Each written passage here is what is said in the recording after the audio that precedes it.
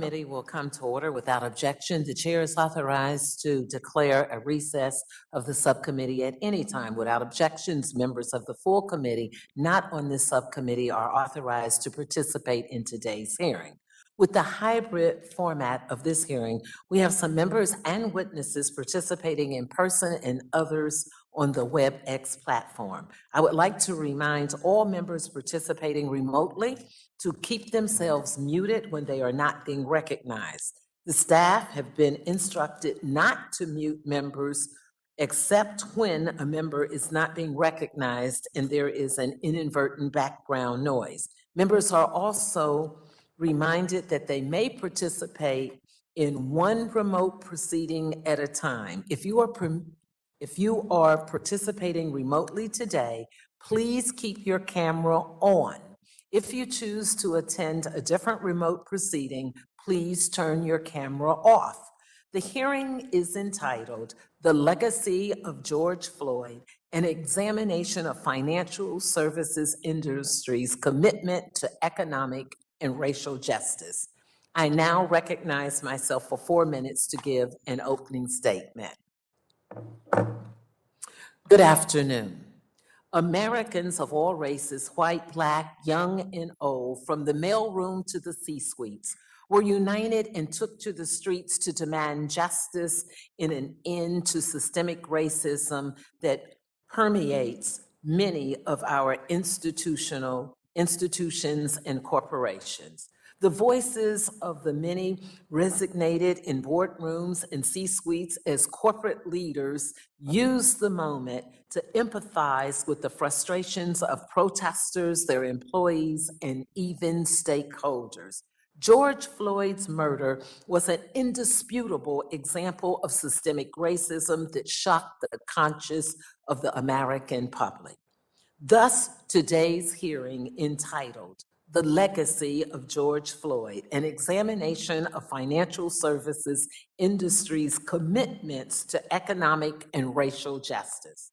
The CEO of J.P. Morgan Chase, Jamie Dimon, said in weeks following George Floyd's death, "We are watching, listening, and want every single one of you to know we are committed to fighting against racism and discrimination wherever and however it exists." CEO of Bank One of America, Brian Moynihan, said in his testimony to the Senate Banking Committee May of 2021, his company hosted thousands of courageous conversations with their employees and social justice leaders to foster understanding and a common approach to addressing injustice. Leading banks and other financial institutions pledged to serve as allies and apply their power, their influence, and resources to support the fight for social justice and to invest in economic opportunities for Black communities that have been redlined and shut out. This hearing comes 13 months following the death of George Floyd, and the recent analysis by Creative Investment Research shows that United States corporations pledged $50 billion, including $33 billion from financial service companies. While pledges and platitudes that affirm values are important, we stand at a crossroad that demands tangible and transparent action. Today, I stand and urge my colleagues to join me in calling upon corporations to live up to your commitments, be intentional, and implement sustainable practices that will permanently address the economic inequities that divide our nations. Transparency and accountability. You're going to hear that a lot. Transparency and accountability must be at the heart of your commitments. And I call upon financial companies to fully embrace the spirit of my legislation, HR 2123, the Diversity and Inclusion Data and Accountability Transparency Act. and disclose their workforce and diversity and inclusion performance data to their OMWE directors annually. I call upon business leaders to join in the fight for social justice that impacts your workforce, to champion diversity, inclusion practices, and to develop and leverage financial products and eliminate racial and gender wealth gaps. The financial services industry is a cornerstone of the American economy and workforce. So we want to hear today that you are going to be a part of the trajectory of future investment in the Black and rural community. So let's bend the arc of justice by examining and committing to fully inclusive economic future. I look forward to hearing more from all of you. The chair now recognizes the ranking member for 5 minutes. Congresswoman Ann Wagner, my colleague and someone who has been with us from the very beginning of the Diversity and Inclusion Committee. I now recognize you for an opening statement. I thank you, Madam Chairwoman, and thank you to our witnesses for joining us today. Today, we'll be discussing how America's banks are taking positive steps toward a more inclusive banking system, the areas where banks can do more to support underserved communities and unbanked individuals, and how innovation and fintechs, such as Mr. Mia's firm PayBaby, can be a part, I think, of the solution. The members on this committee believe that all Americans should have access to financial institutions, financial firms, and the financial system to support and build economic prosperity. They should have the opportunity to save and invest for their family, for college, and for retirement. The subcommittee has examined and will continue to examine the strides that the financial services industry has made toward promoting diversity and inclusion and expanding banking services to historically underserved communities. America's banks and other organizations in the financial services industry promised to devote resources to advancing racial equity. Banks pledged billions of dollars to programs designed to close the wealth gap, drive home ownership, and bolster community development financial institutions, our CDFIs, and minority depository institutions, MDIs. Banks have also been partnering with community organizations focused on racial equity, such as the Neighborhood Assistance Corporation of America and the National Community Reinvestment Coalition. I want to list just a few of the noteworthy commitments from the financial services industry to increase banking services and better assist America's underserved communities. Now, Bank of America committed $1.25 billion over 5 years to advance racial equality and economic opportunity. As part of that effort, the bank announced in May 2021 that it would expand its national affordable homeownership program. The bank has made more than $350 million in investments, including equity investments in 40 minority-focused funds and 14 minority depository institutions and community development financial institutions. In 2021, Goldman Sachs announced 1 million Black women, a $10 billion investment initiative focused on investing in Black women to, quote, drive investment in housing, healthcare, access to capital, education, job creation, and workforce advancement, digital connectivity, and financial health. In 2020, JP Morgan announced a $30 billion over 5-year commitment to racial equity. The commitment includes initiatives for affordable housing, small business expansion, and neighborhood development. In addition to these private sector commitments, Congress has provided $12 billion to community development financial institutions and minority depository institutions in the December Consolidated Appropriations Act for fiscal year 2021. I look forward to continuing to work with America's banks on these initiatives and am encouraged by the progress we have seen these past few years. I thank the chairwoman and I yield back. Thank you so much. Today, first, let me welcome all of our witnesses who are here today, in person or remotely. First, we have remotely Mr. Fabrice Coles, Vice President of Government Affairs at the Bank Policy Institute. Welcome. Next, we have Mr. Donald Cravens, the Executive Vice President and Chief Operating Officer at the National Urban League. Thank you. Remotely, we have Mr. Derek Hamilton, a professor of economics and urban policy with the New School, and I must certainly say this, and formerly from my great state of Ohio at The Ohio State University. Welcome. Then we have Ms. Janae Holkins, Senior Director of the Policy at the Business Roundtable. Greetings. And finally, we have Mr. Hassan Mia, the Chief Executive Officer at Pay Baby. Welcome. Witnesses are reminded that their oral testimony will be limited to 5 minutes. You should be able to see a timer on your screen or on the desk in front of you that will indicate how much time you have left. When you have 1 minute remaining, a yellow light will appear. I would ask that you be mindful of the timer, and when the red light appears, to quickly wrap up your testimony so we can be respectful of both the other witnesses and the committee members' time. Without objection, your written statement will be made part of the record. Mr. Cole?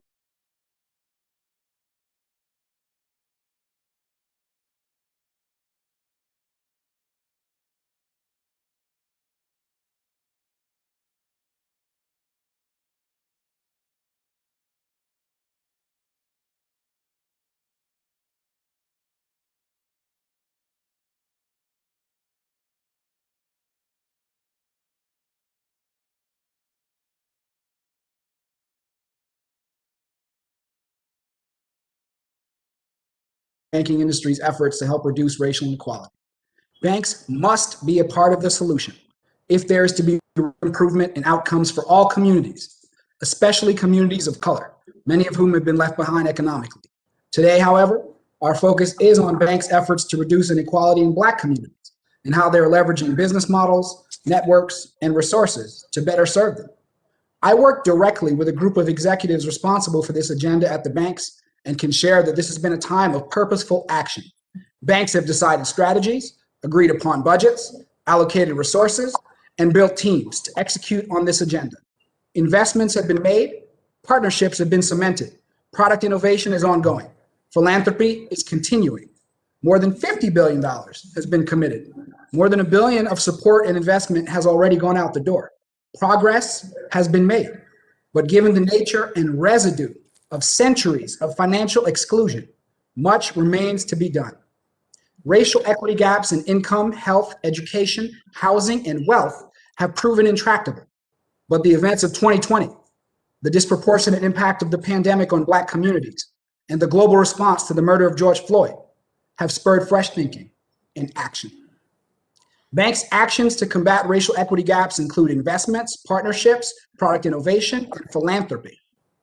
BPI member banks know that in order to address centuries of financial exclusion, they have to invest in people and organizations that are driving positive economic outcomes. They're making investments in community development financial institutions and MDIs, supporting the next generation of Black entrepreneurs, and bolstering neighborhood revitalization efforts alongside Black-owned investment firms. They're investing debt and equity capital, but also sweat equity, working with partners to ensure that these investments bring shared prosperity. Lastly, banks are investing in the future of their own organizations, redoubling their efforts to recruit, retain, empower, and promote Black talent, and working harder to ensure that the senior levels of their firms reflect America's diversity. Banks know that change involves investing time and resources with others. That's why banks are scaling impact by partnering with diverse organizations to hasten the delivery of support to Black communities. They partner with federal regulators and state and local governments to promote new thinking about how to broaden access to banking services, credit, and jobs. They've worked with national organizations, providing affordable housing counseling and home purchase support. They've joined nonprofits to support policy research, provide technical assistance, and supply needed resources to minority-owned institutions. They partnered with HBCUs to invest in the future of financial services talent, and they've entered into joint ventures to execute billion-dollar deals with Black-owned broker-dealers and MDIs. These partnerships are complemented by a growing product portfolio. Banks have expanded their offerings of services and are increasing access to credit products for underserved or unbanked borrowers. The pandemic made clear the need for access to transaction accounts, especially as economic activity migrated online. And banks are offering more no-fee, low minimum balance accounts to attract customers into the system. And then banks are deepening those new relationships by offering bridge, small dollar, small business, and special purpose credit loan options. Lastly, they're providing various forms of home buying support and exploring how fair AI can be used to reduce the cost of credit for borrowers that have been underserved in the past, such as those with low or no credit scores. Bank strategies are executed thanks to the combined efforts of business and product units and affiliated philanthropic organizations to boost results and speed. Banks have committed billions of dollars in grants with fewer strings and with accelerated decision times for allocating philanthropic capital. This has all taken place across an expanded list of grantees and partners in areas such as small business, education, public health, social justice, and civil rights. In conclusion, when the world watched as George Floyd was murdered, we all stopped to consider what could be done to improve equity in our society.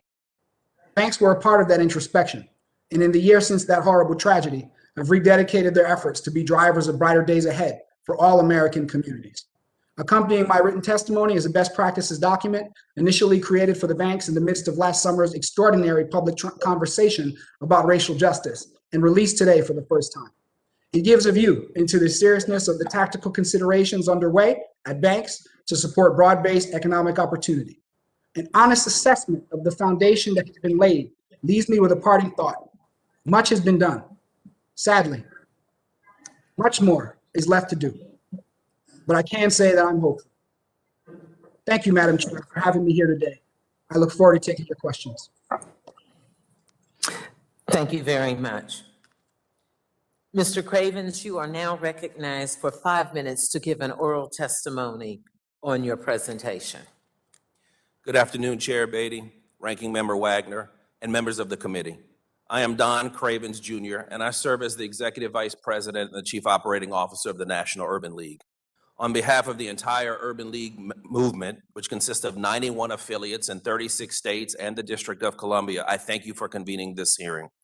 Chair Beatty, I would be remiss if I did not offer my condolences to you and your family for your recent loss. I want you to know you have been in the prayers and the thoughts of the Urban League the entire time. Thank you.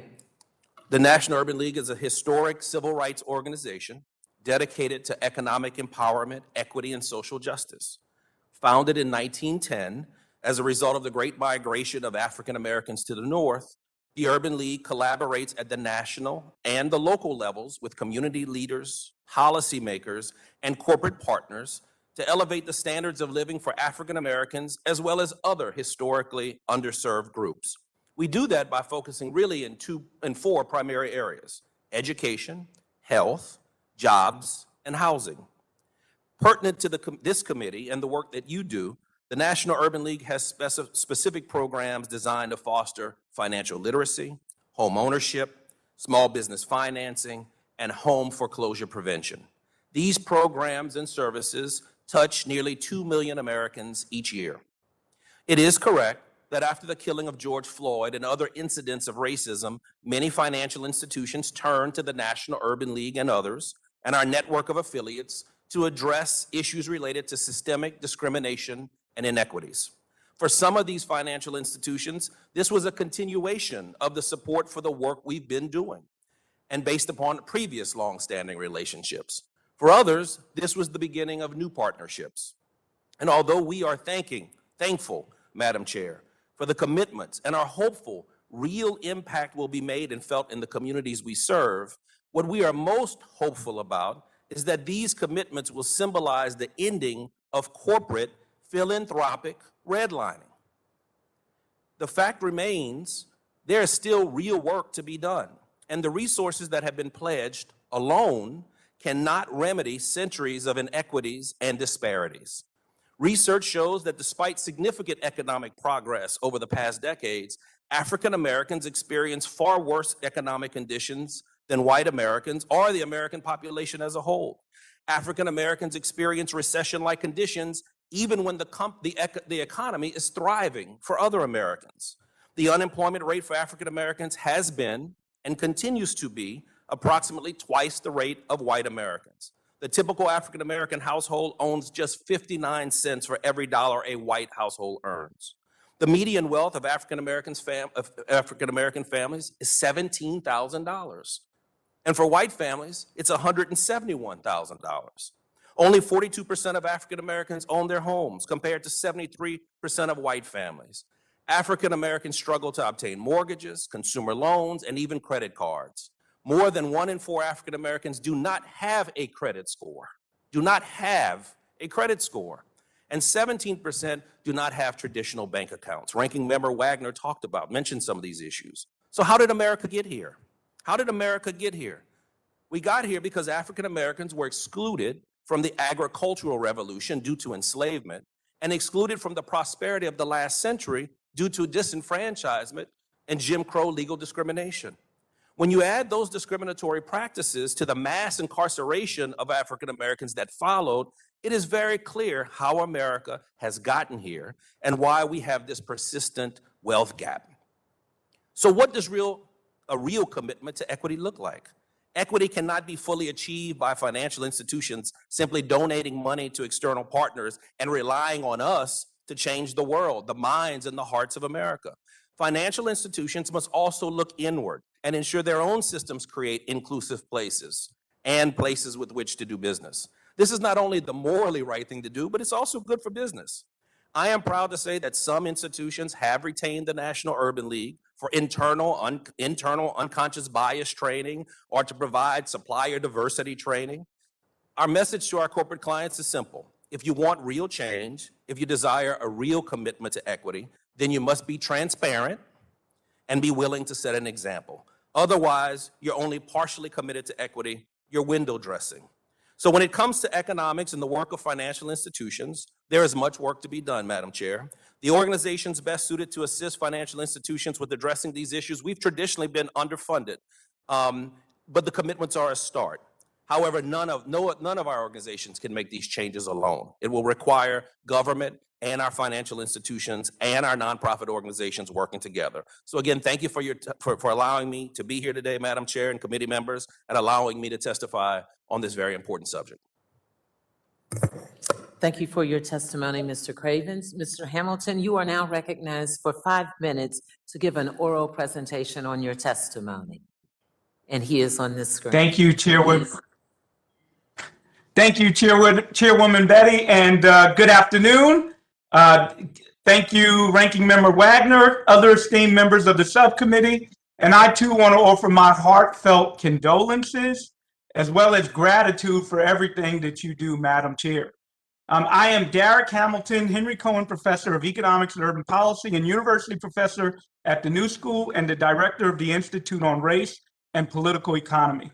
The fact that George Floyd could be killed in broad daylight by law enforcement for over an 8-minute period with a knee in his neck while screaming for mercy, that he couldn't breathe, it has to be the result of a devaluation of his life because he's Black. After repeated examples of similar killings, this is vivid and should, at least by now, be undisputed. The immoral devaluation of Black lives has been ingrained in America's political economy, and it's long overdue for a reckoning.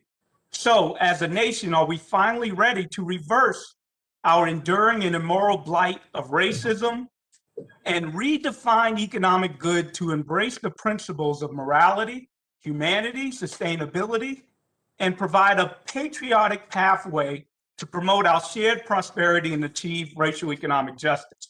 Government has a fiduciary responsibility to facilitate inclusion, civic engagement, social equity for all its people. All policies and government actions are rooted in norms, especially those related to production, transaction, and distributions.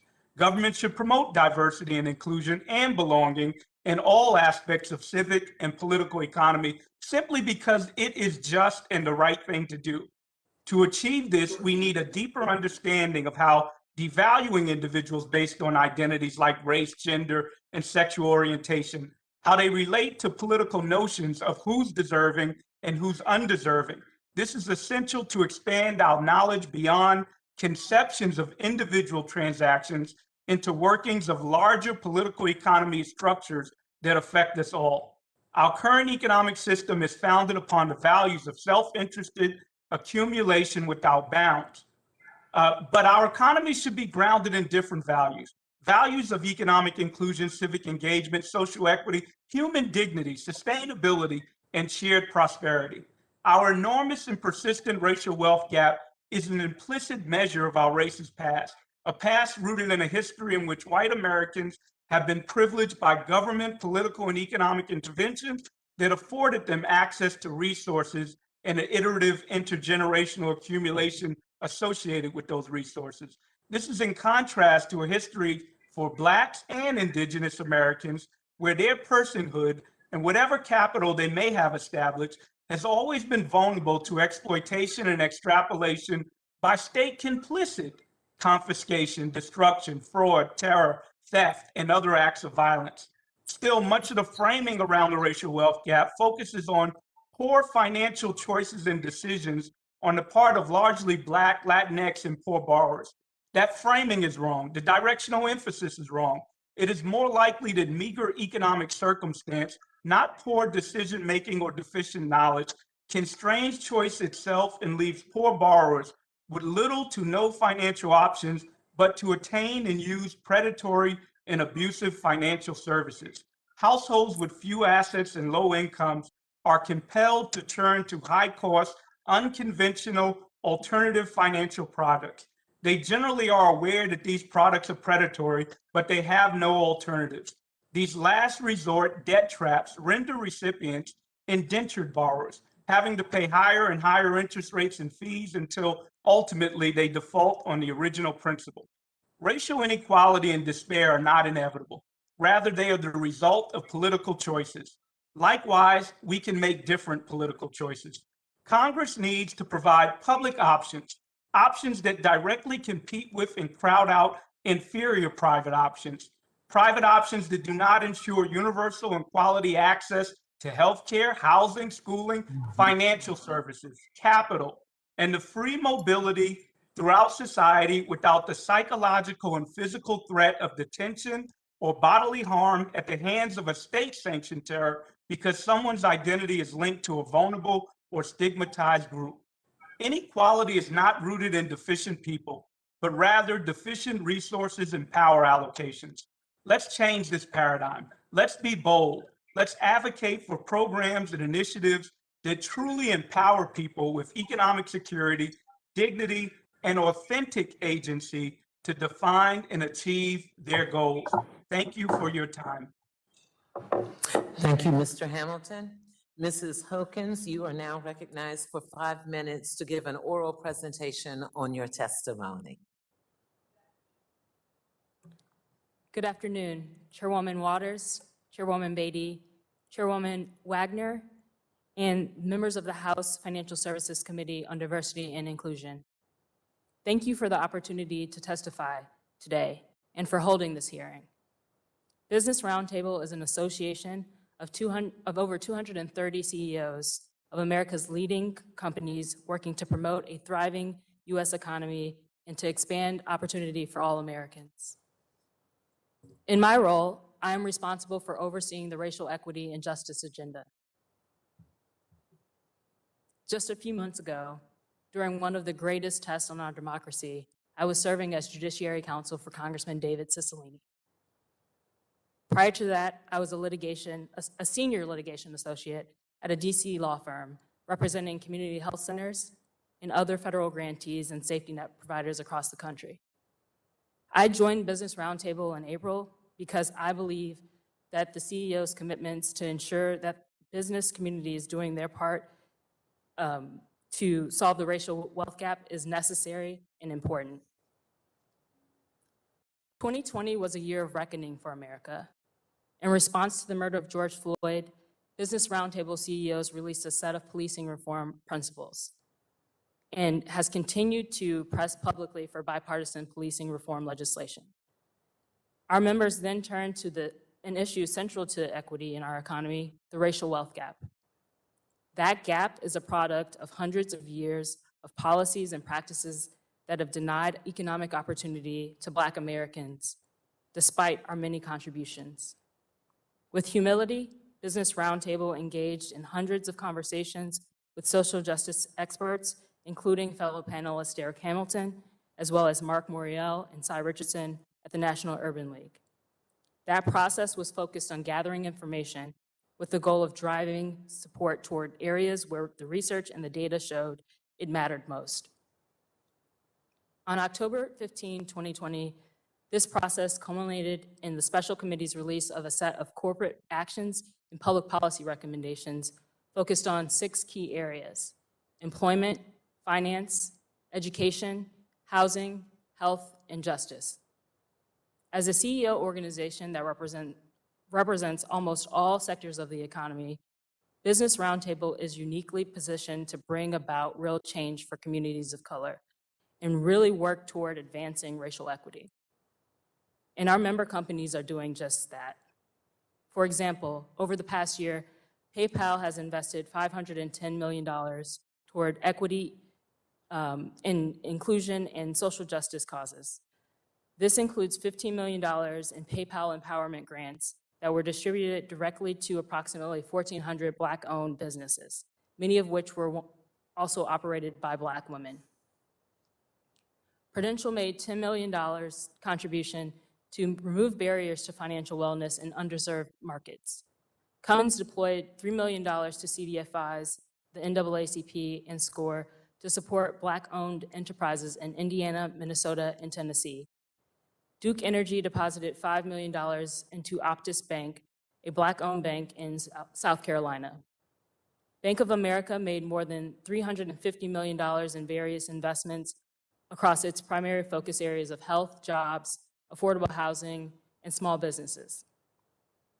Our member companies are also committed to increasing diversity and inclusion in their workplaces, from the top down. Business Roundtable announced a multi-year effort to reform their hiring and talent management practices and address inequities in employment practices. We know that there's a long way to go on this. These are just a few of the many examples of our member companies that have made good on their promises. 1 year of work cannot undo the centuries of harm done to Black Americans and other people of color. There is so much more that needs to be done to address the racial wealth gap and other inequities faced by communities of color. We are committed, I am committed, to making real progress and welcome the partnership of this committee to advance our shared goal of securing equity and opportunities for all Americans. Thank you for the opportunity to serve as a witness before the subcommittee. I look forward to your questions. Thank you very much, Mrs. Hokins. And now, Mr. Mia, you are recognized for 5 minutes to give an oral presentation on your testimony.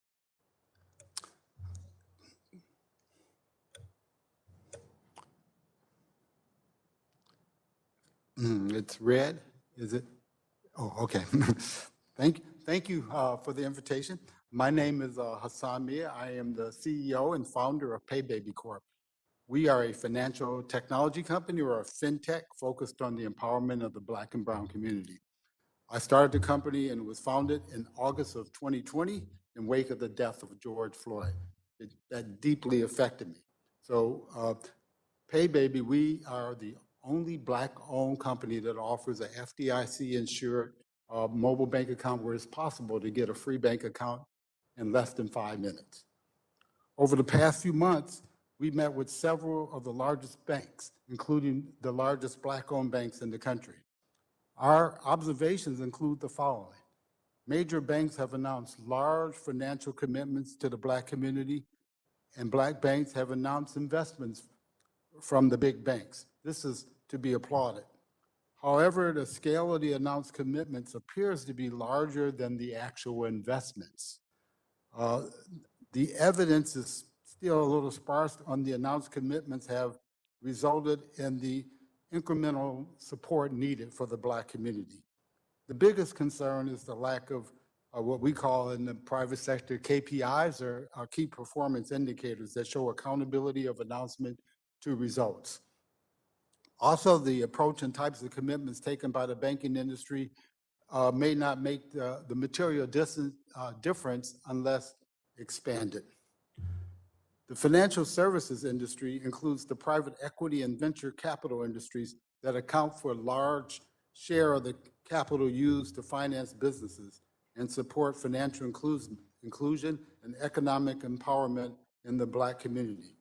According to recent reports, Black entrepreneurs only receive about 1% of all private equity and venture capital. This has not changed much. The VC industry has, however, made several investments in the last year supporting new Black founder funds, which is great. However, the scale still appears to be minuscule relative to the industry and not of any major material significance. Private equity and venture capital-backed fintech is the fastest growing category of alternative banking and lending in this country. Many of these non-minority banks or fintechs target the Black community, but their business models are not designed to support racial equity and often result in more income and wealth extraction from the community. For example, just one small example, tax-advantaged private equity firms are now making investments and buying residential houses to be made available to rent. This could potentially crowd out the supply of housing and reduce opportunity for the Black community to achieve home ownership, the biggest contributor to wealth creation. Private equity receives its largest share of capital from government and private pension funds, of which the Black community is a capital supplier. Therefore, the lack of investment in Black businesses and Black entrepreneurs actually results in the transfer of wealth from the Black community to other communities. The approach taken by banks and corporations to support Black banks and MDIs can only have limited impact. Black MDI's total aggregated assets is approximately $10 billion compared to total U.S. banking assets of $20 trillion. Given the limited size and smaller geographic focus, they are simply incapable of addressing the racial equity gaps. Fintechs, however, are creating a transformation of banking and financial services. And similar to the other industries, tech-driven companies are designed to scale and efficiently build new models to support the market. Traditional companies and banks generally do not have those skills to make those kind of change to a tech-driven economy. And therefore, also many of these small community banks are adding fintechs on top, but none of them are Black-owned banks. Therefore, they're not part of it. For the banking industry, the keys to closing the racial wealth gap and supporting racial equity is greater direct investment, recirculation of capital, and reduction of excessive banking costs. The spending power of the Black community is over $1.3 trillion and approximately $4 trillion from the Black and brown community. Yet only 2% of that capital is recirculated. Yet outside the U.S., where large, formerly poor nations are gaining access to banking, new KYC and alternative credit scoring systems are being developed that are reliable as anything in the U.S. Yet this does not exist here, and the Black and brown communities continue to stagnate. Actually, the racial wealth gap is still increasing. Thank you for inviting me here, and I appreciate your time. Thank you. And thank you so much for your testimony. I'm pleased to share with us that we have been joined by the chairwoman of the Financial Services Committee. In addition to that, she is the leader and actually the founder of the Diversity and Inclusion Subcommittee under Financial Services. Gives me great honor to yield the floor to Congresswoman Maxine Waters. Wow, thank you very much, Congresswoman Beatty, for holding this hearing, and thank you for inviting the witnesses who have testified here today.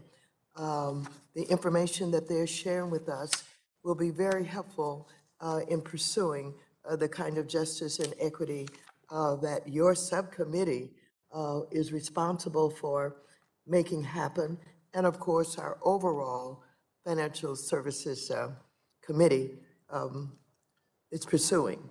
I will start with Mr. Cravens and Mr. Hamilton. After the deaths of George Floyd, Ahmaud Arbery, and Breonna Taylor last year, our country entered another period of racial reckoning and a national focus on the systems of injustice that have deprived Black Americans of basic human rights and equal opportunities, including opportunities to build wealth for hundreds of years, as the American public turned their eye to corporate America in search for commitments to address racial injustice.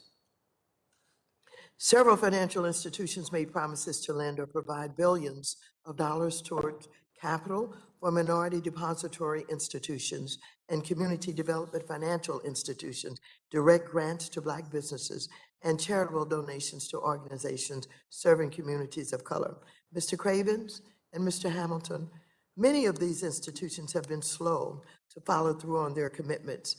How can we increase the disclosure that is necessary to help hold public companies accountable to the promises that they make?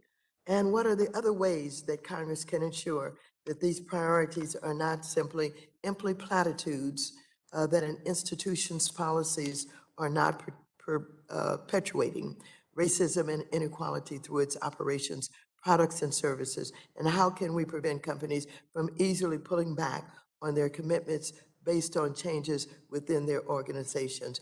I've heard a lot today that basically deals with some of these questions that I'm asking. Let me just say, I know the work of the Urban League. And of course, I haven't been in government for so many years. Of course, I've worked closely with the Urban League, and I understand what your priorities are, what your mandates are, and what you do.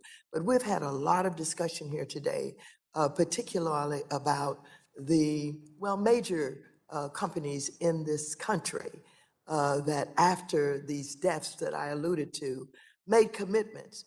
How do we hold them to their promises? Madam Chair, I think today's hearing is a very good start, or a very good continuation.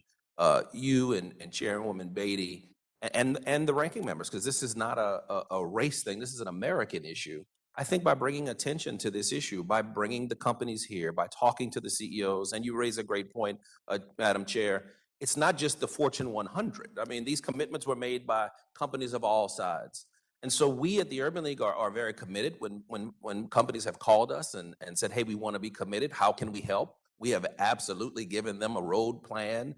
We've tried to help them design programs that would help them make changes in our communities. As I've said, we feel we've been underfunded and ignored for decades.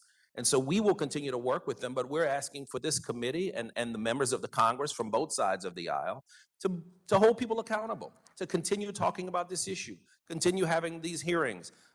Madam Chair Beatty, can we have this hearing a year from now? Can we have another hearing 2 years from now? Can we make sure, to your point, Chairwoman Waters, that this is just not a flash in the pan, that this is just not window dressing, but this is indeed an end, as I said in my testimony, to philanthropic redlining? Well, thank you so very much. I'm going to turn to Ms. Hawkins. How is the Business Roundtable? Now, let me go to something that I think is a little bit uncomfortable, but we need to talk about it. Ms. Hawkins and Mr. Coles, my staff analysis indicates that at Business Roundtable, just 3 out of 25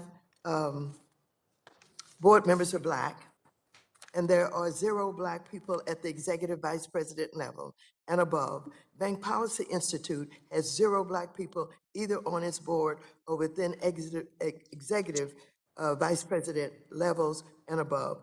Ms. Hawkins and Mr. Coles, how can you lead your members in racial equity initiatives when you do not have many diverse perspectives within your own organization to help drive this work? And what efforts have been made to ensure diversity and inclusion are part of your recruitment and retention strategies?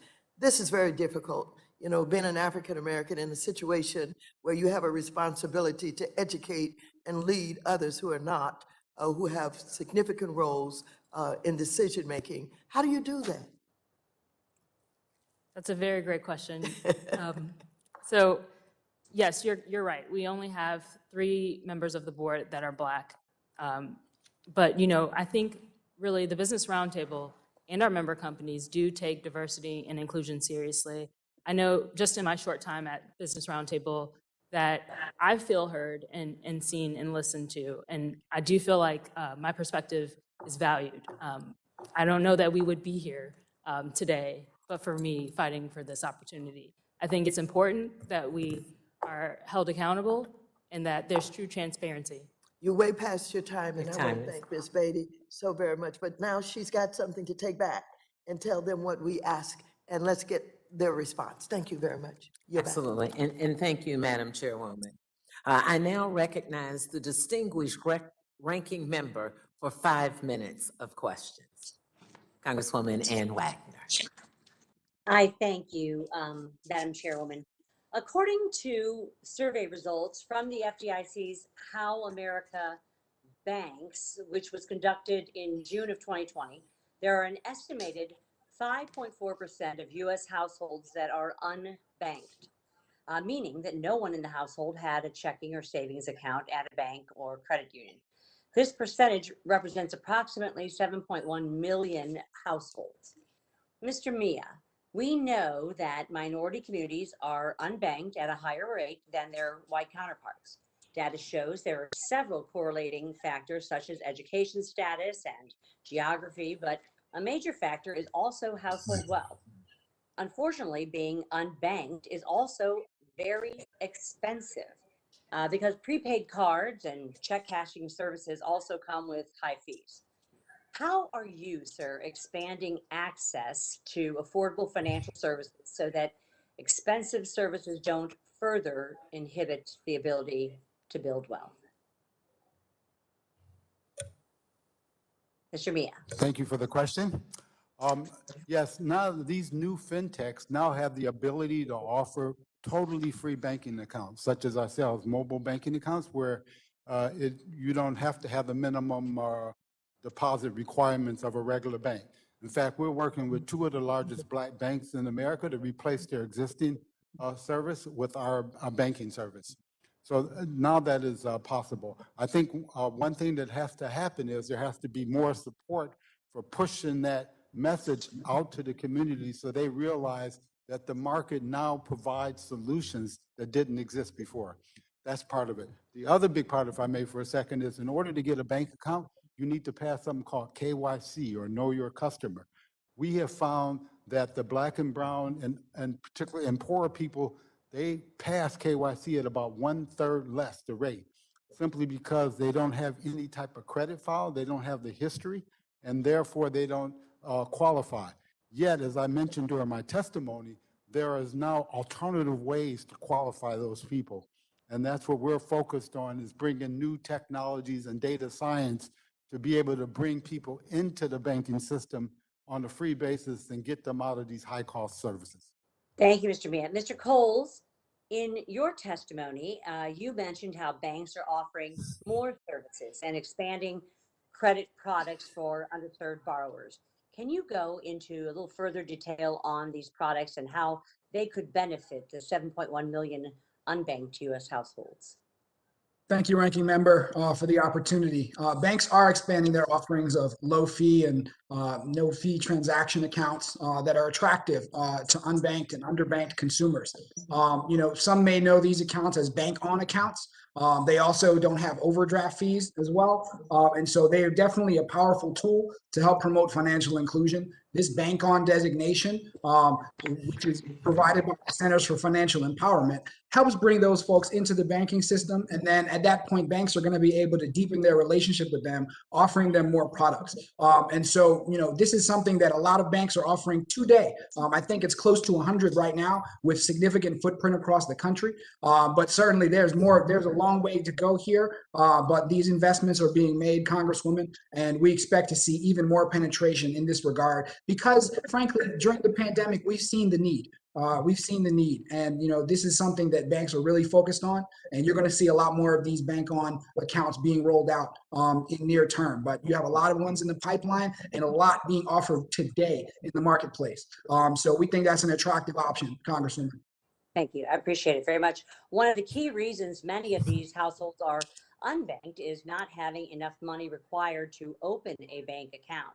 However, the FDIC has cited other reasons, including not trusting banks. Mr. Coles, how can banks create community partnerships that I think build trust with unbanked households and foster those relationships? This is an important question, Ranking Member. So thank you for bringing this up. Communicating with the customer is key. As in any other business relationship, more communication is required to ensure that borrowers are feeling comfortable with the financial institutions that they're engaging with. So more marketing investments, more partnerships, as you indicated, with community groups that can help get the word out about the safety and the low cost attractiveness of these options, we think is going to really help make a penetration here. But again, this is another aspect that needs more investment and attention, and it's receiving that. And I expect more here, Congressman. Thank you. I appreciate it. I've got more questions, but I do not have more time. So, Lady Chairwoman, I yield back at this point. Thank you. Thank you, Madam Ranking Member, and for your questions. I now recognize myself for 5 minutes of questions. I'm going to ask some yes and no questions so I can hopefully get through a lot of questions. First, Ms. Holkins. 181 CEOs signed on to the Business Roundtable's purpose of a corporation that pledges to foster diversity and inclusion, dignity, and respect. Doesn't transparency and accountability around D&I build confidence that the CEOs and their companies are living up to that pledge, yes or no? Yes. Follow-up, Mr. Coles, does the Bank Policy Institute believe that transparency and accountability, diversity, and inclusion performance should be mandatory? No. Many of your members have endorsed mandatory disclosure of diversity data, but can you give us some insight on why BPI opposes it? I wouldn't say that we oppose it, Congresswoman. BPI generally doesn't support, I think, increased, I would say, regulatory reporting requirements, but there is a lot of transparency taking place, EEO1s with the EEOC, and also engagements with the offices of minority and women inclusion are underway. But we have recommended, and this was a report that I submitted, Congresswoman, that more transparency be a higher priority. And so I think this is a journey. I think you're going to see a lot more of this. You have more institutions, for example, that since 2019, when the committee began its diversity and inclusion data collection, have really promoted more of transparency, releasing EEO1s, and providing that accountability. It's absolutely important, and that's why we put it in our best practices report that we submitted to the committee, Congresswoman, and I believe that we're going on this journey. Thank you for being transparent. Mr. Hamilton, investors and stakeholders have increased demands for companies to conduct independent racial equity audits to ensure that they do not contribute to systemic racism and are committed to D&I. The nation's largest financial institutions, many of them are fighting these efforts. Do you support racial equity audits? And what do you think they tell us about the culture and commitment of corporations? Absolutely, I support them. And if we value something, then we should measure it and we should hold entities accountable like we do any aspect of government that we value. Thank you. Mr. Cravens, the National Urban League has issued a State of Black America report for some 44 years. Beyond making financial donations, what must corporate America do to eliminate systemic barriers that drive racial and gender wealth gaps? Well, Madam Chair, I think Brother Hamilton talked about it. I think you have to be transparent. I think you have to be held accountable. I also think you have to look internally at the men and women who are brought into the company to work on these issues. I've had a stint in corporate America as well, and I have been that African American who has been part of those discussions. The African American in the room cannot be the only person calling for diversity, equity, and inclusion. As I would tell my white brothers and sisters, hey, I need you to chime in as well. The company needs to hear it from you as well. The only other advice I would give as well is the men and women who are charged as that chief diversity officer, Madam Chair, they have to have a direct line of communication to the CEO of the company. They have to have a direct line in order for it to work. Thank you. Mr. Mia, your testimony, you highlighted private equity and venture capital-backed fintech is the fastest growing category in alternative banking and lending in the country. Yet less than 1% of venture capital investments go to Black entrepreneurs. Should fintech providers be regulated to increase transparency and accountability for their performance and practices? I'm not sure they need to be regulated if that's the solution, but I think there should be more transparency on what they're doing. And I think the regulators could do more to push banking regulations that support fintechs as a way to increase the participation of the Black community. Okay, for Mr. Hamilton, or you, Mr. Mia, or Mr. Cravens, or Ms. Holcomb, fintech is an important tool, but what are the best strategies to address financial services needs of consumers in the more than 1,100 banking deserts across the United States?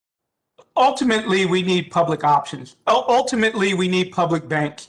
We need to set a floor to ensure that there's quality access available to anyone. If the private sector wants to exist, they can exist with a bottom floor provided by government. Okay. Mr. Mayor, I have 10 seconds. I'll yield Sure. it to you. I'm not sure you need public banks. I think everyone in America has a phone, and all you really have to do is get everybody using their phone for all the power it has. And that's from the poorest to the richest in America. And you see that happening around the world, India, Africa, and everywhere. Thank you, and thank you to all the witnesses. My time has expired. The gentleman from Ohio, Mr. Gonzalez, is now recognized for 5 minutes. Thank you, Madam Chair. Thank you to our panel for their testimonies and contributions here. Mr. Mee, I want to focus my questions on you. So I was on your website. It's a pretty amazing product, frankly. So FDIC insured account within 5 minutes, no service fees, no minimum requirements, no overdraft fees. It sounds like no ATM fees if in network. How, by virtue of being a fintech and not having some of the cost structures of physical banks, are you able to deliver on that service, that level of service? So a couple things. Being built from the ground up as a software company, we don't have the legacy problems of a major bank. So that's one thing. The second thing is something happened after the last financial collapse of 2009. It was the Durbin Amendment. And small banks can offer fintechs the ability to collect a 1% merchant fee, which is almost double what Chase and the bigger banks over 10 billion offer. So with as little as someone having our debit account and spending $800 a month, it's a profitable customer. And all they have to do is use the card. So that's why it's possible. Thank you for that. And then one of the biggest barriers that we know of in terms of getting folks into the banking sector is a lack of trust. I think Ms. Wagner mentioned that. How does PayBaby solve that? How do you enable trust in the Black and brown community? That's a great question. The one area that we have underinvested in this country is we still use legacy credit services. And we, even though we're a fintech, we sit on top of an FDIC bank. That's the structure of our market. And so we have to get our accounts approved by the underlying bank. We are pushing now for them to look at alternative scoring and KYC methods.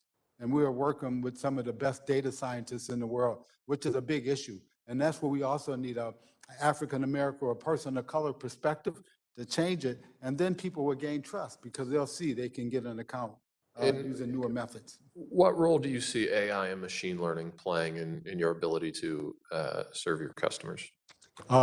That's a huge part of what we're doing is AI and machine learning because, again, we modeled and looking at around the world. And many people who do not qualify for KYC, it's possible to find from their habits that they're very trustworthy, even though they've never had an account, because they go to the same check cash and they go to the same grocery store. You know who they are. It's just that their credentials don't match. But with AI, you can figure out who these people are and see that there's no fraud and other types of risk. So if I heard you correctly, so with the power of AI and machine learning, you can look at alternative data sources and find ways to pass KYC. Yes, correct. And I would say that is the biggest hurdle at the moment, the first hurdle. And then that hurdle extends itself to credit scoring, where there's alternative credit scoring methodologies too that AI is now bringing to the fold. And some of the fastest, in a couple of the companies that actually gone public, that's what they're doing. And some of the biggest ones, actually, they're using alternative, they're funding using private equity and off the balance sheet and AI, because the banking regulators have been a little slow to adopting these methodologies and approvals. Yeah, I appreciate you sharing that. I think in this committee, I think frankly, that's a big moment, what you just highlighted, because we know that AI and machine learning have an enormous potential. We spend a lot of time, I think rightly, talking about whether these algorithms are going to reinforce biases. But I think what you're suggesting is, hey, look, we can do this in a way that's actually going to be inclusive and going to be additive for our communities. Yes, actually, AI and machine learning is sort of like the COVID is nothing but biology. AI and machine learning is nothing but math and computers. It's the people who program them that decide. Yeah. So if we have the right people programming them, we can have a balanced perspective. Great. And then final question with my final 30 seconds. So I noticed you're going to be offering cryptocurrency access through the app. What role do you think cryptocurrencies can play in achieving some of our diversity initiatives? So we already offer automatic savings, and we've had a lot of demand for cryptocurrency, and most banks are now looking into it, which is an alternative savings method. Our goal is to offer it, but we're looking at ways to do it in a way that gives the proper controls and guide rails so people, make it used as a true investment product. Thank you, sir. I wish you the best of luck because I think it's an awesome company, and I'm excited that you're doing it. I yield back. Thank you, Mr. Gonzalez. The gentlewoman from Michigan, Ms. Tlaib, is now recognized for 5 minutes. Thank you so much, Madam Chair. I appreciate it. Thank you all so much for being part of this panel. I want you all to know, when I asked the CEOs of the 6 biggest banks in America if they knew what environmental racism was, none were very familiar with it at all. Each one by one said I think the most one said was they were vaguely familiar. Environmental racism isn't an abstract concept. I've seen it firsthand growing up in Southwest Detroit. The Marathon Oil Refinery and the zip code of 48217, a predominantly Black neighborhood, has directly contributed to one of the worst air qualities in the state of Michigan, with high rates of asthma and cancer. And when I visit schools, Madam Chair, and I read to the 3rd grade class, and they ask me what I do, I always start off and asking, well, how many in the class have asthma? And 1/3 of the class will raise their hand. And I talk about the fact that I work really hard to try to get us clean air. Congresswoman Chisholm, the first African-American woman ever elected to the United States Congress, used to say, children can't learn if they are hungry. Well, I also believe that children can't learn if they can't breathe, especially breathe clean air. Mr. Hamilton, how has this kind of environmental racism contributed to the enormous racial wealth gap in our country?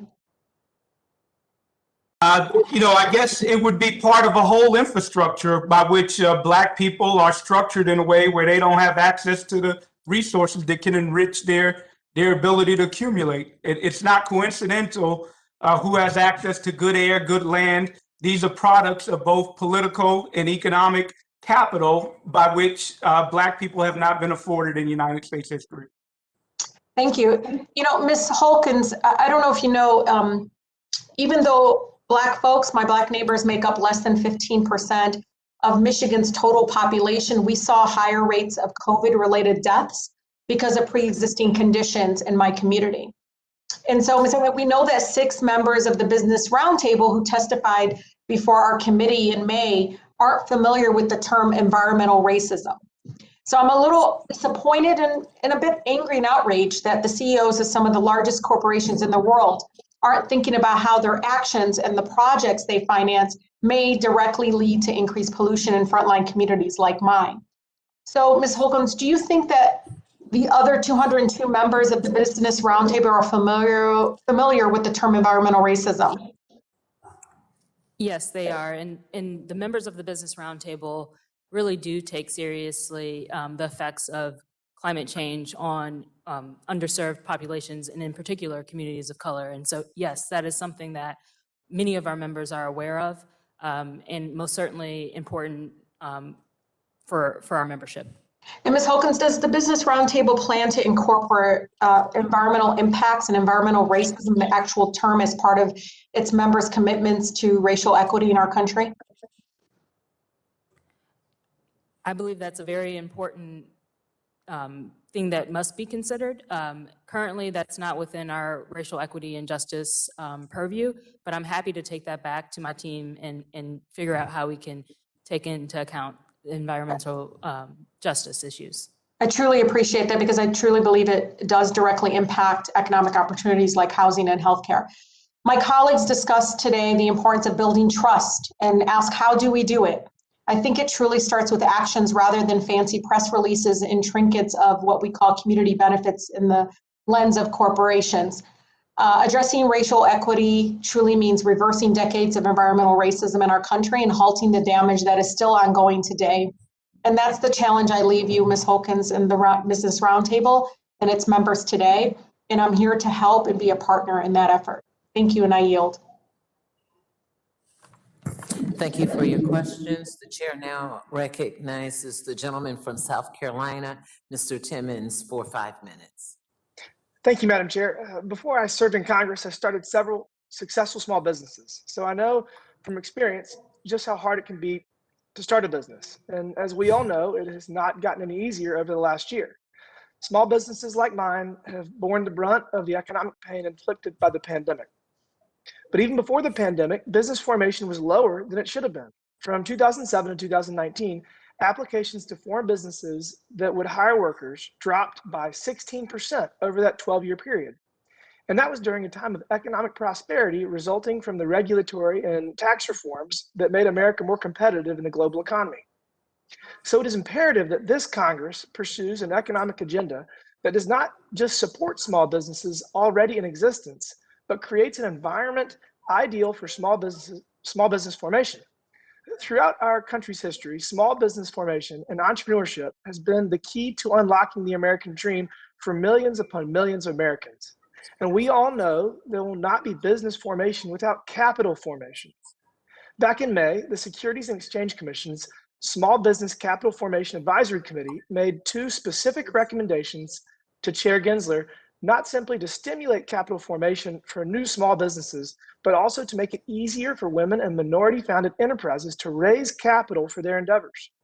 The advisory committee noted that traditional institutional investors are known for pattern matching, or making investment decisions that replicate patterns of who a successful entrepreneur has looked like in the past.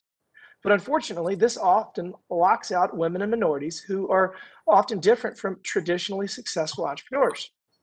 The changes recommended by the advisory committee were, number 1, increasing the cap on the aggregate amount of capital contributions and uncalled committed capital from $10 million to $150 million. And number 2, increasing the allowable number of investors or beneficial owners from 250 to 600 for qualifying venture capital funds.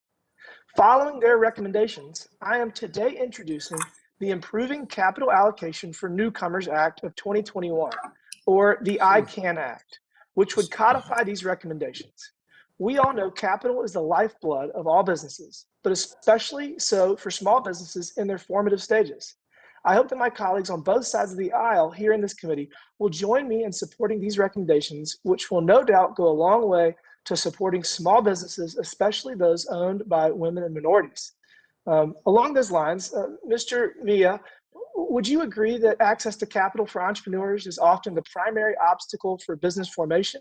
And do you think that increasing the cap on capital contributions and the allowable number of investors in VC funds will help assist our minority communities and women entrepreneurs who admittedly have a harder time accessing capital and finding angel investors? Yes, I would say that access to capital may be the single biggest problem that they have. I think going back to your trust question, I think many of them do not trust the financial investors to give them capital, so they often don't apply. We were involved in PPP loans, and many of them don't even have the proper type of accounts or the accounting. So all these things combined together make it difficult for them to get access to capital. So it's giving greater access to capital and supplying them with the tools to be able to qualify, to onboard them to get into capital so that they can be on the road to developing their business. Well, having experienced firsthand the incredible number of banks that turned me down for loans, I really think that anything we can do to help new entrepreneurs succeed is a worthwhile endeavor. So I look forward to working with my colleagues on both sides of the aisle. And with that, I yield back. Thank you. Thank you for your questions. The gentlewoman from Pennsylvania, Ms. Dean, is now recognized for 5 minutes. Thank you, Madam Chair. And thank you to all of our witnesses for being here today and sharing your advice on this important set of topics. The death of George Floyd, as we all know, sparked a necessary conversation, the need for meaningful reform that ensures true equality, justice for all. But I know we are all frustrated that conversation is simply not enough. So thank you to all of you for what you are doing to push these issues of justice and equality forward. I want to take a look at the injustices that exist and continue to affect the economic success of Black Americans. We all know and recognize by this subcommittee's work that banks and financial institutions have a role to play. We all have been a part of passing, for example, the George Floyd Justice and Policing Act, and we continue to push for that in terms of justice in our policing. But on the financial institution side, Mr. Craven's, the National Urban League's work is well known and well renowned. At the end of your testimony, I was interested in something that you said, that organizations best suited to assist financial institutions have traditionally been underfunded. Could you elaborate on who these organizations are and how you are funded, how they are funded, and how do they specifically help financial institutions reach these platforms and recognitions of equity? Yes, thank you, Congresswoman, for the question. I was speaking about organizations like the National Urban League. We have been saying since 1910, we live in the communities that are facing these inequities, these disparities. There's been a lot of talk today about trust, that people have to trust the banks in order to take advantage of all of these great services that banks may be offering. The National Urban League, the NAACP, many of the community organizations, many local organizations that I couldn't name today, those are the go-betweens. Those are the organizations that have been trying to do this work for decades, for centuries. And yet they've been doing it through government grants when the government gives those types of grants. They've been doing it through individual donation. I like to say they do it through blood and sweat equity. And when, unfortunately, something really terrible and something very unfortunate happens, either nationally or in the community, sometimes they get it like we're seeing through the George Floyd, a situation where we're getting an outpouring of support. What I'm hoping, as I've said again, is that this is not the beginning or the flash in a pan of this giving. I think what the unfortunate murder of George Floyd has shown, and we know, and we all know that as leaders, is that we have a long way to go in this country. But if we're going to be serious about it, let's really be serious about it. The Urban League has been calling, Congressman, for a Main Street Marshall Plan since the 1960s. We rebuilt Europe after World War II. We overinvested in Europe after World War II. We've never overinvested in our urban America. We've never overinvested in our own schools and our own roads. And as you debate an infrastructure plan, ladies and gentlemen, I ask you to just simply consider what would be the harm in actually giving a group of people who never had boots and never had straps, some bootstraps. I know I've heard several times, African Americans, pull yourself up by the bootstraps. Still waiting for the boots and the straps in many of these communities. And these disparities you're pointing out, Congresswoman, they're a result of that systemic slavery, Reconstruction, Jim Crow. I said this to a very dear white friend of mine the other day. African Americans have never had the good old days. There's never been an age of innocence for African Americans. What were our good old days? Reconstruction? And so we are still hoping to form this more perfect union that our forefathers talked about. We are still hoping that the good old days are to come. And so those are the types of organizations that, Congressman, I believe have been underfunded. We're hoping that this is the beginning and that this committee will continue this transparency and this accountability, and we can make our country great for all Americans with this new support. Also connected to your opening statement, is the notion that we all have to be in this together, whether you're sitting in a C-suite or around any table, or you're participating in a Black Lives Matter march and everything in between. That's what impressed me. I represent suburban Philadelphia. So you can picture those areas where Black, white, young, old, people of every color, ethnicity came together. That's when we know we will continue to make a difference. But it is frustrating because George Floyd, of course, was heinously murdered, but we know in the time since his murder, hundreds of other men and women have been murdered by police, I guess not so open and videotaped. So it's very frustrating. Can you maybe be specific, maybe in suburban Philadelphia, I know I have 11 seconds left, how the National Urban League could help us make progress in these areas? Sure. The National Urban League, we've got 91 affiliates, Congresswoman, and they really do the heavy lifting. And I have to give credit. Our affiliates are separate affiliates in their communities. They've got their own board of directors, their own full-time paid staff, and they really make the difference in the Urban League movement. They are the ones who do the housing counseling. We've counseled over 850,000 people on how to start new businesses. And so organizations like the Urban League, obviously I'm a little biased, but there are others as well in the Latino community and all of our ethnic communities. They're doing the real work. And how can we help? We can support them, we can bring attention to them, and we can encourage our financial institutions to support them. I thank you, and thank you, Madam Chair. I yield back. Thank you. Ranking Member Wagner, do you have any more members at this time? Not at this time. Please proceed. Okay, thank you. The gentlewoman from Texas, Ms. Garcia, is now recognized for 5 minutes. But first, let me say congratulations for being vice chair of this committee. Well, thank you, Madam Chair, and it's an honor to serve with you. And thank you for putting together this very important hearing on such an important topic, particularly, as was said earlier, as we approach certain anniversaries that are important on this topic. My colleagues, this racial wealth gap is really not a new thing. It is longstanding, and it's unacceptable. And as the previous witness just said, there's never been a good old days. I mean, it's always been a struggle. So we must continue to fight hard to level the playing field, and we need to go from the commitments that have been made to real action in closing that racial wealth gap. There are also inequities with access to credit, especially small business credit. Here in Houston, my district is 77% Latino. We are the fastest growing market in the United States. The Department of Labor found that Spanish-speaking Americans are expected to account for almost 65% of labor force growth through 2029, adding 7 million new workers. And as consumers, Hispanics are the single largest and highest spending minority in the United States today. Yet many institutions, from wealth managers to credit providers, have not actively sought to reach this growing market. Minority depository institutions and community development financial institutions have been engaging with these markets for a while, though, but they need our support. They have received financial support from the big banks recently.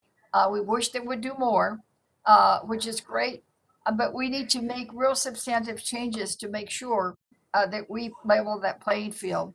My question is both for Mr. Cravens and Mr. Coles. Going beyond financial support, what must be done to increase the presence and strength of MDIs and DFIs? How can we help this industry grow and reach the markets that large banks fail to reach among the people of color? Thank you, Congresswoman, for that question. As a former employee of the CDFI Fund, I thank you for your focus on this. This is terribly important. Large banks have been supporting CDFIs and MDIs and partnering with them as well. Not only support, but partnering on business activities. But these are critical institutions. They're able to leverage the capital to better serve these communities. By statute, 60% of their activities, CDFIs, has to be in underserved communities. So as a delivery channel for support and financial inclusion, there might be no better silver bullet. And so I was so pleased to see Congress act with $12 billion with capital support for these institutions in the recent appropriations bill. I think as a matter of policy, and BPI members have supported this, at minimum, $1 billion budget for the CDFI fund would be a great start. Including, more resources for technical assistance, more resources for technology transitions, and, better, small business development support. So these are critical channels for relief and for economic growth. And I'm so happy to see this sector receiving the attention that it has since last year. We certainly need to do more. As far over $1 billion have been deployed. More is coming, Congresswoman. Well, thank you. Mr. Cravens? Congresswoman, I really don't have much to add. I think Mr. Coles hit the nail right on the head, which is we need more of those types of institutions. We would like the government to help make it easier, but obviously with the right regulations to ensure that those institutions are doing the jobs they do. But it goes back to trust. I think those organizations are community-based organizations that people will trust. We have language barriers. We've got just racial barriers, and I think those organizations could do a better job of actually getting to the hard to reach people, that persistent underbanked that we're talking about. Right, and for both of you again, how can we really change, move all of these commitments that so many are making in the industry? Many have made pledges, have made commitments, but distribution of the funds require grants. They're multi-year commitments. So what can we do to change it from commitment to real action and real accountability to ensure that the dollars that are committed are actually will be spent? Yes, ma'am.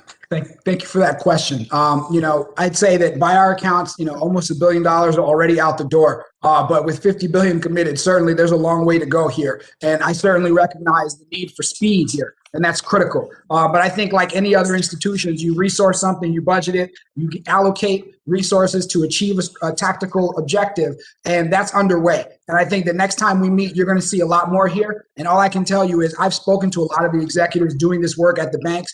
Banks are hiring executives to do this work specifically, and they're engaging different community groups. They're engaging business partners to do this work. And so I understand the need for speed. I can tell you that these things are happening. I've seen it. I've spoken to the people, and we're going to see a lot more, much sooner than we expect, Congresswoman. But I understand the urgency here, and I think you're going to be pleased with the results over time. Right. The lady's time has expired. Thank you, Madam Chair. Thank you. Thank you. The gentlewoman from Georgia, Ms. Williams, is now recognized for 5 minutes. Thank you, Madam Chair. We have a lot of work to do when it comes to closing the racial wealth gap in this country and in my district, which unfortunately is at the bottom of the list for all cities.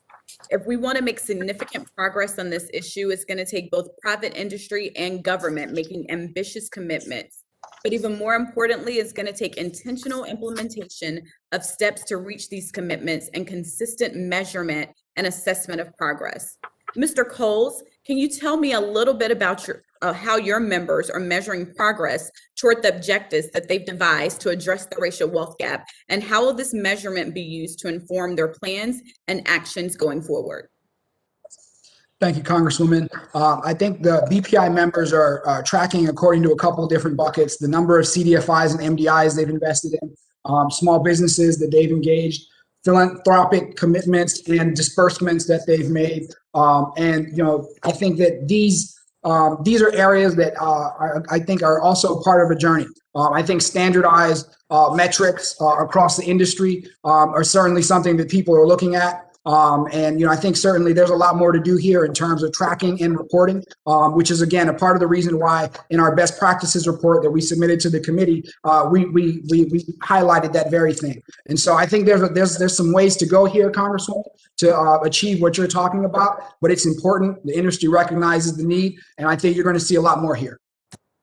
So just to follow up on that, and a couple of issues that I think are key to closing the racial wealth gap and identify how progress is measured. Mr. Coles, over the next year, what numeric milestones do you believe would represent sufficient progress towards your members' goals of helping more home buyers of color get their first home? And how will evolving data inform your members' approach to tackling this issue? Thank you, Congresswoman. I think, as was said earlier, what gets measured gets done. And I think that when we see more mortgages created for Black homeowners, more intentionality towards that, you're going to see that data improve.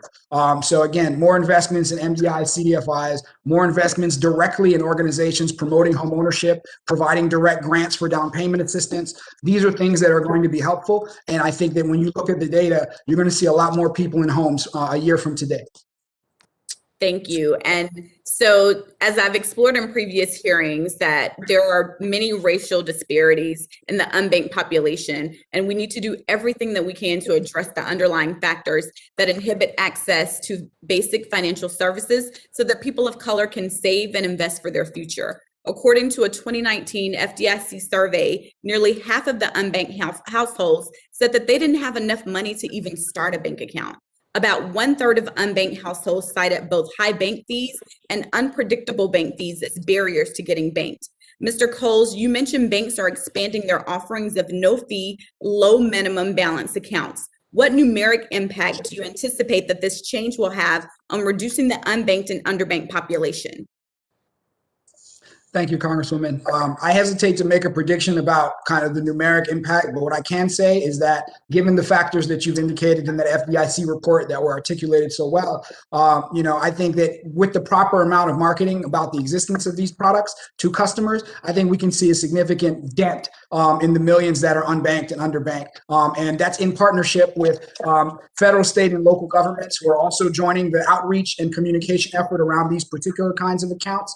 And also, frankly, the marketplace. The marketplace is demanding that banks do more on this, and you're seeing investments towards that effect. And you've seen more banks adding these accounts, thanks in partnership with, like I said, federal, state, and local governments and groups that we're working with. So a lot more to be done here, Congresswoman. But again, we're on the road. Well, Mr. Coles, how will your members use the trends in banking access data that is being collected to inform their future work in breaking down the barriers to banking? That data is very helpful to informing decision-making, and hopefully for those institutions that may be on the fence, they'll be able to use that data to see that these products drive customer engagement and support, and also have meaningful impacts on the communities that they're a part of. So in addition to community impact, there's also going to be a positive business association with those accounts as well. And I think the data is going to demonstrate that to business decision makers and make it a more attractive product, both to the customer, but also on the supply side, Congresswoman. Thank you, Madam Chair, and thank you, Mr. Coles, and all of our other panelists today, and I yield back the balance of my time. Thank you. The chair now recognizes the gentleman from Massachusetts, Mr. Auchincloss, for 5 minutes. Thank you, Chairwoman, for holding a hearing through this lens. In meetings with my constituents, I have stressed that the Diversity and Inclusion Subcommittee has pushed financial institutions to take a closer look at diversity within their company, their customer base, and their investments. In 2020, many financial institutions announced substantial investments in Black communities. Bank of America pledged $1 billion over 4 years, Citibank $1 billion over 3 years, JP Morgan $30 billion over 5 years, and PayPal $510 million for small businesses. These investments are a start to actively engage with communities that historically were purposefully excluded from our economy. And in my home state of Massachusetts, housing has been a principal means by which Black Americans have been redlined from opportunity. Owning a home is the single greatest driver of wealth for most families across the country. Yet Black homeownership is at its lowest level since the 1960s, effectively curbing the ability to raise generational wealth. Some of the banks have earmarked their investments specifically for increasing Black homeownership. And building on the comments of my colleague from Georgia, Mr. Coles, I'd like to ask you, how should banks measure their success in this arena, specifically for increasing Black homeownership? What should they be doing differently to achieve their homeownership goals if they're not hitting the metrics they establish?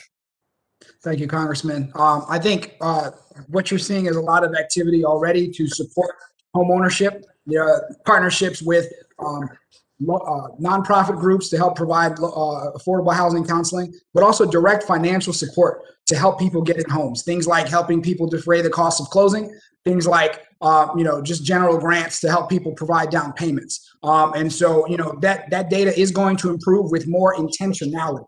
And I really want to emphasize this point. Banks deploy capital. Banks lend to borrowers who are looking to get into homes. Although a lot of that activity has migrated to the non-bank sector, but what you're seeing is intentional support for this activity by banks, both on their own and in partnership with other institutions. Mr. Coles, I appreciate that, but what you're describing are the means. And what I'm pushing for here is for an outcome as multi-threaded as home ownership, where there's a lot of things that contribute to home ownership. Are there specific things that these major banks can be looking at to know that they're moving the needle? Congressman, I'm happy to circle back with your office on metric-specific analysis. I don't have that before me today, but I think that generally, again, being intentional, especially with financial support to help these borrowers bridge that gap to get themselves into homes, you will see more progress, sir. But happy to follow up directly to your question. I would appreciate your partnership on that front, as this is a critical issue for our district, and measuring it, I think, is going to be a big part of the solution.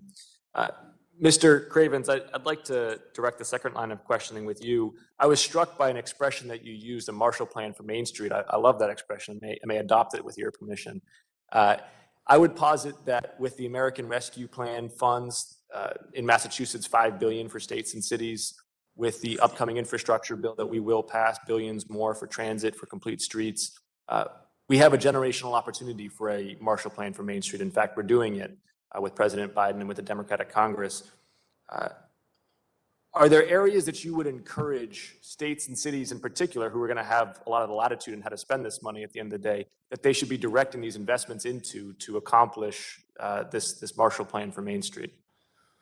Thank you for the question, Congressman. I will say this about adopting the name. The Congressional Black Caucus has actually included the Domestic Marshall Plan as the title piece of their Jobs and Justice Act that they've introduced over the last two Congresses. So I would simply say you should sign on as a co-sponsor if they'll let you, and support the bill. But thank you for that. What I would suggest, Congressman, are a couple of things. I mean, I think the Congress and the President, the administration, is absolutely considering some generational changes. I think Congressman, schools, access to broadband, access to technology would even those things. What I will say for this hearing, and with your limited time, though, is this: whatever we do, can we ensure that African American and minority-owned businesses not only benefit from it as recipients, but they also benefit from it as deliveries, as business people? We've not spent a whole lot of time on supplier diversity here today, but one way to really even things up and catch people up is to let African American businesses participate and sell things and buy things and hire people. And so what I would suggest to you is that as we continue to build this infrastructure plan and what it will be, are we also making sure that Black businesses and minority-owned businesses and women-owned businesses will be able to participate? I appreciate that answer, and I'll yield back my time. Thank you for those questions. Ranking Member Wagner, we have no more questions. If you have no more questions. We do not, Madam Chairwoman. I just thank you for this hearing today. And I will also want to express, as I did you personally, my profound sadness for you and your family at your loss of your dear husband, Otto. And you know that you are all always in our thoughts and prayers. God bless you. Thank you all. Thank you so much, Ann, and thank you to all of the witnesses and all of the members. I'd like to thank our witnesses for their testimony today, and without objection, our members will have 5 legislative days within which to submit additional written questions for the witnesses to the chair, which will be forwarded to the witnesses for their response. I'd ask our witnesses to please respond as promptly as you are able. Without objection, our members will have 5 legislative days within which to submit extraneous materials to the chair for inclusion in the record.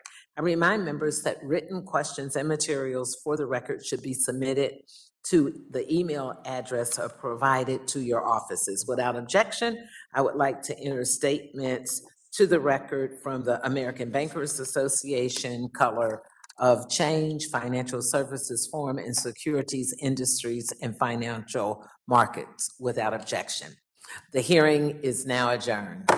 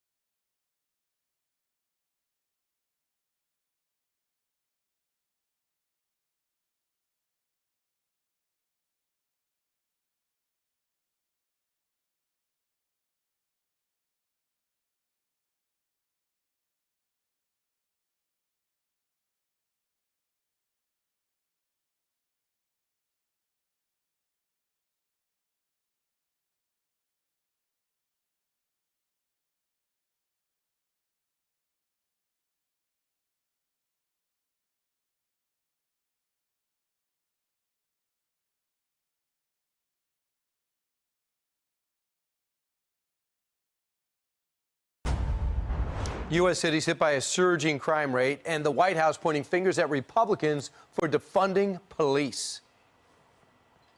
Let's talk about who defunded the police.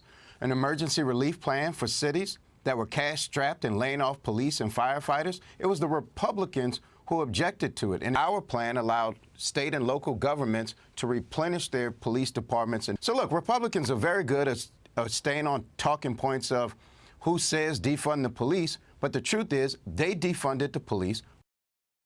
You almost wait to hear the laugh track after Republicans defunded the police. Does anyone believe that? This is bipartisan lawmakers get a closer look at a preliminary deal on police reform. Joining us now, a man in the room from the site of his Senate re-election launch today, South Carolina Senator Tim Scott. Senator, I know you're excited about your bus trip, barnstorm around the state, try to get momentum for 6 more years to do this fun job that you have.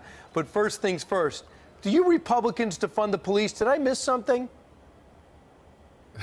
Brian, you didn't miss a single thing. That is the most ridiculous thing I've heard all year long. And we've heard some very ridiculous things from the Democrats, but this is not the icing on the on the cake. This is the most ridiculous thing ever said.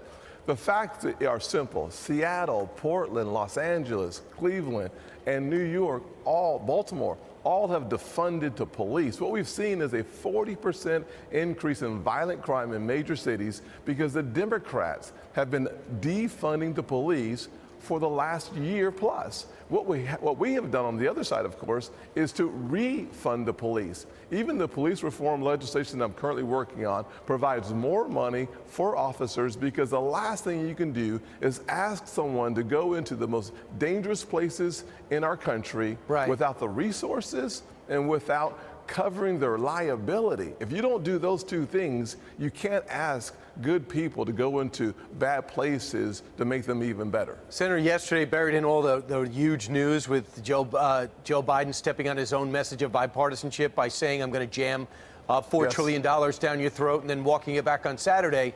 I'm reading the story that the framework of police reform has been agreed upon with Republicans and Democrats. You're in that room. Did you agree to something? Well, we've agreed to the framework, so we know what's not in it, which is as important as what is in it. So there is a framework that's been agreed to, but the language itself is still being written. So nothing's agreed to until everything's agreed to, other than the fact that we know that we are not going to make it easier for us to criminalize police behavior, and we're not going to expose the officer to more liability. We know those two things are off the table, and that's good news for our officers. All right, so you're saying that the qualified immunity is off the table? For the individual officer, it's not on the table. Right. You'll go after the state. And Brian, it's also good to you're able to go after the jurisdiction, whether it's a local, state, or whomever, number one. Number two, I'd say it's also very important to realize that we have the law enforcement agencies, the NAPO, the FOP, IACP, the alphabet soup of law enforcement agencies and organizations are helping us craft the legislation. So we're not doing this in a vacuum or a silo. I'm sure Corey's talking to the civil rights groups on the other side, but we're making sure that what we do protects the officer and the community that they serve. If you can't do both, you shouldn't do either. And Senator, I know I don't have to tell you this, but in speaking to the number of officers that I speak to regularly, you have to make the job more attractive, not less attractive. You're losing people by the hundreds around the country. So you could blame all you want. The bottom line is the most vulnerable are the most vulnerable because the police officer numbers are going down and they're staying in their cars because they're told not to do anything.